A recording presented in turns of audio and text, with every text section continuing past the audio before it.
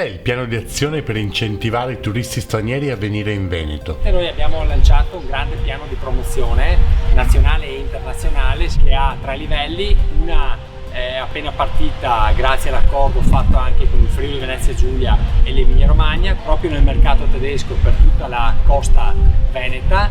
L'altra riguarda la campagna promozionale della conferenza dei sindaci sempre della Costa Veneto. Il terzo programma riguarda tutta la regione Veneto, un piano di comunicazione innovativa da 2.300.000 euro che oltre avere una parte tradizionale prevede ovviamente la possibilità di agganciare degli influencer di fama nazionale e internazionale, la gran parte dei quali arriveranno sul territorio gratuitamente in cambio di un'esperienza che noi dovremmo essere in grado di far vivere sul territorio in accordo con i consorzi di promozione turistica, con le reti di impresa. Si parla di incrementi nelle prenotazioni per il periodo della settimana di Ferragosto. Saranno sufficienti per salvare la stagione? Allora, ovviamente la stagione è partita in ritardo, io sono convinto che però già luglio darà delle soddisfazioni, anche se ovviamente il pieno ce lo attendiamo ad agosto e anche a settembre, che speriamo essere un mese dal punto di vista climatico positivo.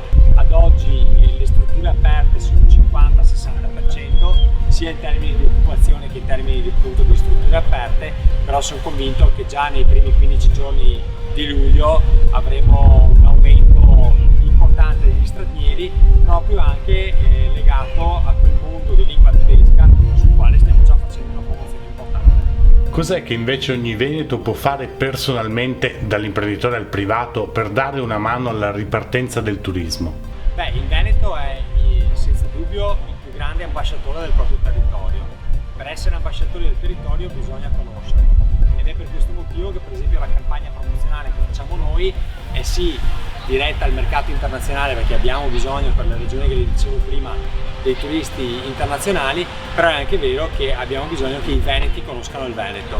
Innanzitutto quest'anno hanno una grande occasione, il fatto di essere difficilmente di poter raggiungere località straniere permetteranno a molti dei nostri veneti di rimanere nel proprio territorio a fare le vacanze, e quindi questo è positivo sia perché aiutano l'economia locale, sia perché avranno la possibilità di conoscere meglio tutte le bellezze. È bene che il Veneto conosca il proprio territorio per diventare il primo ambasciatore, il primo sponsor del proprio territorio. Antenore, più energia per il futuro. Come sta trovando il territorio veneto in questo post-Covid? Dobbiamo prima di tutto fare un ringraziamento ai veneti, perché con il loro senso di responsabilità hanno permesso di superare questa emergenza sanitaria, facendo sì che oggi il Veneto sia un esempio positivo a livello nazionale e internazionale nella gestione dell'emergenza Covid. Questo rende anche il nostro territorio particolarmente attrattivo, perché chi viene in Veneto viene in un territorio sicuro, dove le regole vengono rispettate, dove c'è una buona organizzazione a tutti i livelli e quindi dove si possono godere, oltre che le bellezze artistiche, paesaggistiche e naturalistiche di una regione unica, anche un contesto favorevole a fare delle vacanze in sicurezza. Come si può intervenire rispetto al problema del distanziamento sulle spiagge libere, dove già sono avvenuti episodi di ressa nei weekend? Il presidente Zaia su questo ha già fatto un appello ai cittadini, ai turisti, affinché vengano rispettate le regole, non dobbiamo abbassare la guardia. Dicevo, un grande lavoro è stato fatto per il senso di responsabilità dei veneti e per la capacità di organizzazione della nostra regione. Non bisogna vanificare questo grande lavoro.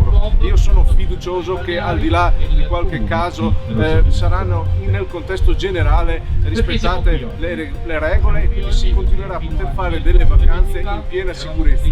Questo dobbiamo ringraziare anche il lavoro dei tanti operatori del turismo che stanno controllando in modo puntuale, che quindi possono creare un clima di luogo sicuro per i cittadini, per i turisti e per gli operatori stessi. Un commento rispetto al bonus vacanze e aggiungo: perché non un bonus cultura?